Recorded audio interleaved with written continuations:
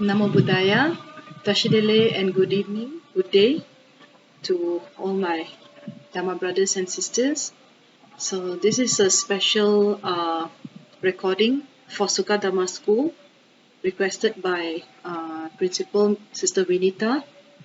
So I have been requested on the occasion of Dhamma Chakra Day, Ashad Puja, which actually will be celebrated on the 10th of July, this coming Thursday actually. The Sukha Dhamma School is having their celebration tomorrow, and I apologize in advance for not being able to attend. But as promised, I would like to offer this Dhamma talk for the benefit of all teachers, students, and parents of Sukha Dhamma School, and for the benefit of all sentient beings. So the title of the talk today is Awakening the Inner Intelligence, Lessons from the Buddha's Enlightenment. So I have been requested to speak on this topic. It's a little bit deep, so I'll try to simplify it as best as possible. And the topic is so vast. So it's lessons from Buddha's enlightenment. So the inner intelligence. What does inner intelligence mean? From the Buddhist context, we will go through. Right. So before that, I would like to invite all brothers and sisters to put your palms together and to bring your mind to your breath. Focus on your in-breath and out-breath. So breathing in, you tell yourselves, breathing in, I'm aware that I'm breathing in. Breathing out, I'm aware that I'm breathing out. In, out, in, out. Once again, breathing in, I'm aware that I'm breathing in. Breathing out, I'm aware that I'm breathing out. In, out, in, out. So now we visualize our parents of this life, our mother on our left and father on the right, even though they have passed, but we visualize our dear parents, the ones who have given us this precious human rebirth, this precious human body. So we bring them to mind, and then of course we bring the Buddha in front of us, or if you come from other spiritual traditions, brothers and sisters listening to this video, whoever inspires you the most, you can take refuge in them. Taking refuge means we actually seek guidance from these enlightened beings so that we will be able to walk the path without obstacles. We'll be able to understand what the path is and not go astray. And when we take refuge, we are protected from all evil states of mind. If we have genuine refuge, the refuge itself will be our protection, and we'll be able to walk on the path of liberation to the city of enlightenment. So until we become enlightened, we will take refuge in the three jewels of Buddhism, the Buddha, the Dharma, and the Sangha, for the benefit of all sentient beings. So we are going to do this for the benefit of all living beings, because every living being has been our mother, father, brother, sister in the past. So the teachings tell us that all beings have been our mothers, and therefore we refer to them as mother sentient beings. And just as our mothers have carried us in the womb for 9 months, nourished us, fed us, clothed us, so mothers can mean biological mother or any mother that has taken care of you since birth and made you into who you are today. So immense gratitude to all the caregivers, may not necessarily be our biological mother or father, but whom you have a very close connection with, and also our biological mother at least has given birth to us, so we also have to think about the kindness of the biological mother. Regardless of our relationship, whether we know the mother or we do not know the mother, but we bring to mind the mother or grandparents who have taken care of you, or any caregiver. Visualize them And we visualize all sentient beings of the 6 realms, the hell beings, the hungry ghosts, the animals, human beings, asuras, and devas, and the antarabhava beings, the beings who are in between birth and death, who have not yet been able to be reborn, who are still traveling and looking for rebirth according to their karma. So now we will take refuge. So I will recite in Tibetan. So whoever that you feel comfortable in, take refuge, and for Buddhist practitioners, we take refuge in the Buddha, the Dharma, and the Sangha. Namo Guru Be. Homage to the enlightened ones, to the lineage of teachers. Namo Buddhaya. Homage to the enlightened ones.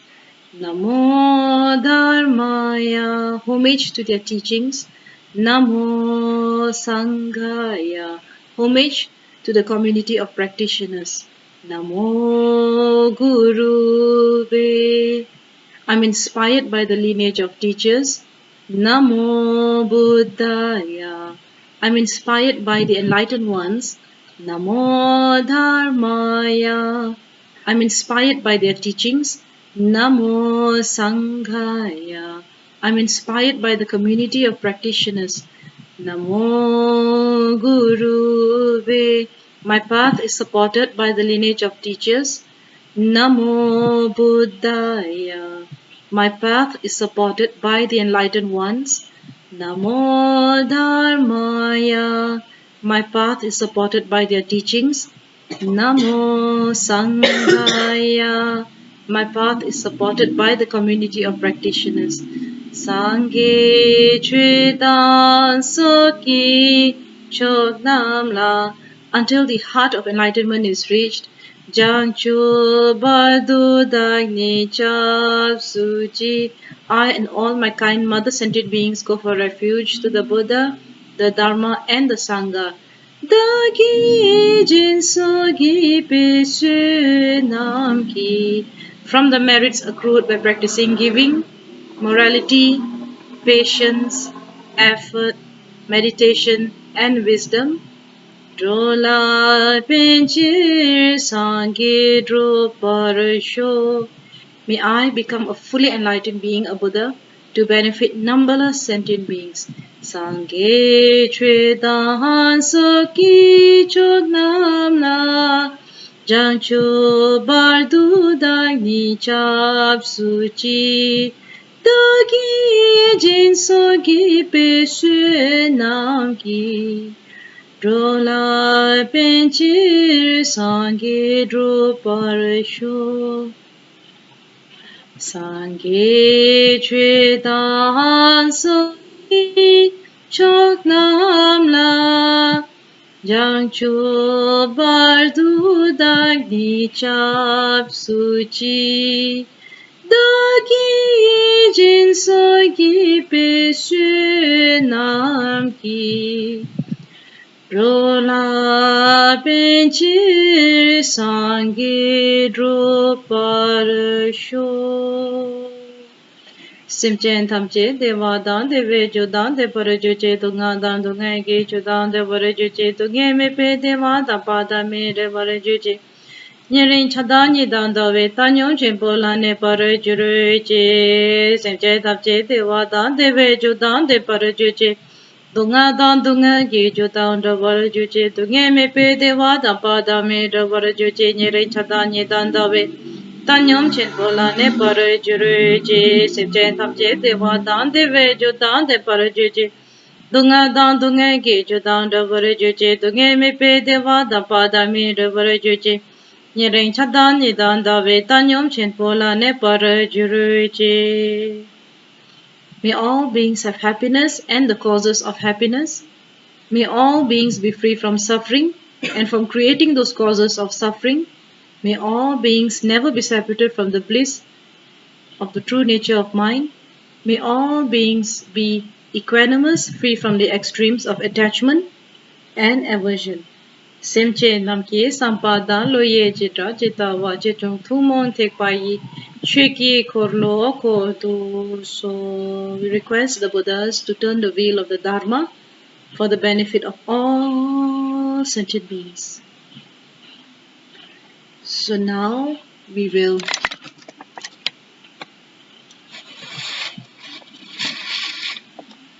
start our Dhamma talk. So I don't know how the video is, which angle it is. Sometimes it's not very comfortable for some.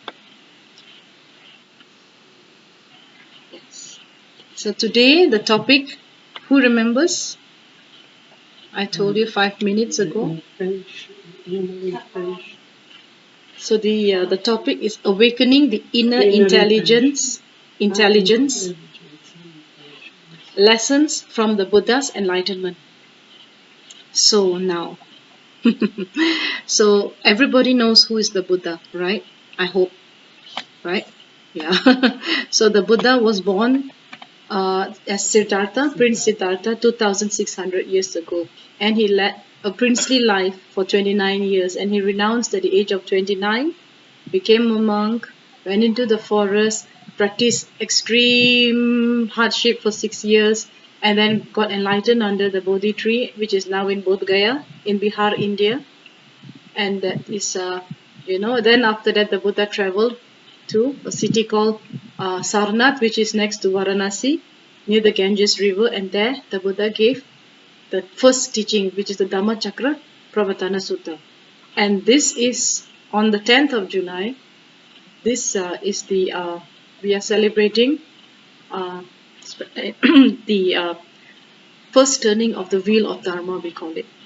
So turning of the wheel of Dharma, as I mentioned in my previous teachings, that not every Buddha will teach the Dharma. Not every Buddha has taught the Dharma. Buddhas have come and gone, but not everybody teaches the Dharma. So the ones that teach the Dharma are very few, rare. The ones that don't teach the Dharma are called Pratyeka Buddhas. May I have a mousey? The mouse? Mouse. Yeah. The mouse of the computer. Thank you. Okay. So, right. So now, so was the Buddha lucky that Siddhartha so lucky that he became the Buddha? Did some celestial being come and transfer the realization to him? Or maybe he prayed so hard, oh, show me the path to deathlessness, because I saw people suffering, I saw old age, I saw sickness, I saw death, and I'm so frightened and I really want to help people. So I pray and then I got enlightened. Is that how the Buddha got enlightened? That's not the way Buddha got enlightened. Buddha got enlightened because of his own intellect, wisdom, right? So in Buddhist teachings, the Buddha actually told us that I cannot purify you by pouring water, ablution water on you. I cannot wash away your sins. No such concept. You create your mess, you sort it out, right? So we create all the problems for ourselves and do all the negative actions, and then we pray, and then this miracle water will come, the nectar, and then we are purified. Oh wow, so easy. Yeah, it doesn't work that way. No. So the Buddha said, liberation is hard work, and not many people like to listen to this. So it's like we are so easy, so we just pray, and then some miracle happens, and boom, we are enlightened. That is not how Siddhartha got enlightened. That's not how he became the Buddha. So and then the Buddha also said, I cannot transfer my realizations to you. So suppose I'm the Buddha here, okay, which of course I'm not. Yeah, just suppose that I'm the Buddha, and then I see all the suffering beings, and I'm thinking, okay, with one stroke of the wand, it's like this is my handphone. Oh wait, this here. So with one stroke, ting, I make Baba enlightened. Ting, I make sister enlightened, and then I make all my students enlightened. and then my parents, ding, ding, everybody becomes enlightened just by my magic wand. So I transfer my realization to you. All of you will become enlightened. Is that how it works? Yeah. So this is, there are no shortcuts to enlightenment. So this is the bitter truth that we have to understand. So the point of this Dharma talk is not to scare you away or to make you feel that, oh, I'm hopeless. On the contrary, if we have to rely on an external being, then we have no agency. We will not, we are supposed to empower ourselves in order to develop our minds to the highest level and then come out of it ourselves. It's a sense of accomplishment. For example, if you are in school, right? Or if you want to go to the university or you want to get a scholarship, would it, which one is better? You know somebody in the government office, and your father knows somebody in the office, and then you get the scholarship, but your results are so, or you're a star student, you're so intelligent, you get all the high grades, all the A's, straight A's, and then you apply and you get it based on your own merit. Which one is feels like an accomplishment? Number two, right?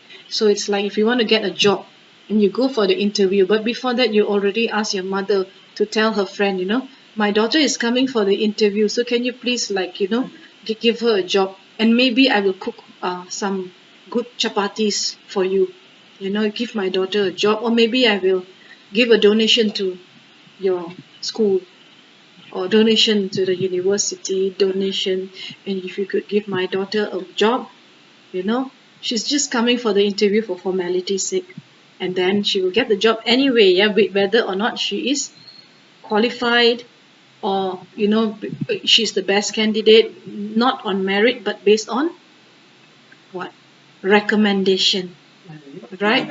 So yeah, based on the easy route. Or you work so hard in the university, or you work so hard, you rank and file, and then you go for your interview, and then when the interviewer asks you questions, and then you answer them perfectly, and they're so impressed with you, and then they give you a job, and nobody knows you, no strings pulled, and you got the job based on your own merit. Which one feels better? And which one is truthful, honest? Which one has integrity and transparency and accountability? So now you understand why the Buddha said that we have to do the hard work by ourselves, because the world works that way. It's supposed to work that way, right? But now in the world, everybody has money. You have money, you have a job. You have money, you get to go to university. You have money, you get more scholarship. The more money you have, the more scholarship you get. And the poor child with straight A's, nobody cares, because there's no recommendation, nobody to pull the cables. It's sad, isn't it? The world has become such that that if you have you cheat, and then you can get shortcut, and everybody is into shortcut. I want it now, and I want it my way, and I don't care whether it's honest, it's accountable, transparent. I don't care whether I do hard work. I just want the job, I just want the money. I compromise my principles, my value, my ethics, nothing, all go thrown out the window. Pew! And then you will become this big minister, this big person, big position, but the brain, so, yeah, not so good, mediocre, and you're always afraid. Oh, if I open my mouth, and somebody will think that I'm not so clever. So you always have to rely on somebody to keep you in that position, because you don't deserve that position. You have to pretend to be somebody that you're not your whole life, and that is mental suffering, right? You have to suffer. So if you get a scholarship and you don't know how to study, you fail, you get kicked out from the university if you don't deserve it. And if you get a job that you are not qualified for, eventually people will find out that you are incompetent, right? So a Buddha is not somebody incompetent who had to pray to somebody else, or to pull the strings to ask some devas, ding ding, I have some money, I'm the prince, could you, like, if I give you some donation for the temple, can you please transfer your realizations to me so that I can become Buddha, and and and go around, telling people what to do and how to live their lives. So, do you see the irony behind it? So that is why we need to work hard. So just as the Buddha worked super hard, he didn't have no shortcuts. On the contrary, so much of hardship. So they say no pain, no gain. Right, yeah. So there is a logic to it. But of course nowadays everything is shortcut. It's who you know, how much money you have, you know. Yeah. So basically nowadays it's not about your merit. It's not based on meritocracy. It's based on your skin color. It's based on your religion. It's based on your basically your privileged position, born as an aristocrat, this and that. So then you will, if you have that kind of an idea, of shortcut, then the Buddhist path is definitely not going to be, not for you, I would say bluntly. Because the path of the Buddha is the path of honesty, integrity, values, kindness, concern for others, agency, empowerment. So all these words that come out nowadays in the modern world was actually 2600 years ago already practiced, taught and applied by the Buddha and his followers. So that's why in the Noble Eightfold Path we have ethical discipline. Ethical discipline, that means no bribing, no cheating, no killing, no doing hanky panky, so you've got to work hard and be honest and credible. So that's ethical discipline. So the Sangha, the monks, we are supposed to be very credible, hardworking, put in tremendous effort, and then we train ourselves slowly to achieve that higher state. And not only the monks and the nuns, but also the lay people, whoever has the courage to walk the path. So this path is not for cowards and not for those who want to lay back and then think that some miracle will happen. So this path is not for the those who think that by supplicating a certain deity, going to the temple every day and just praying that your wisdom will awaken. Cannot happen, because the ones that you're praying to have probably less wisdom than you. So we in the devas and all, according to Buddhist cosmology, the devas are not enlightened. So whom are you praying to actually? So then we say, oh no, I don't pray to the devas, they're not enlightened. So then whom do you pray to? Oh, I pray to the Buddhas. But the Buddha already told you, when he was on earth, walked the earth for 45 years, he taught the Dharma, and the Buddha said that you have to walk the path on your own. So the Buddha said, be a lamp unto yourself. The last few words that the Buddha said before he passed away at the age of 80, he said that all these phenomena that you see, yourself and every single thing in the world, is impermanent. So he said all compounded things are impermanent. Compounded means things that, like us, we are made of parts. We are made of 5 elements.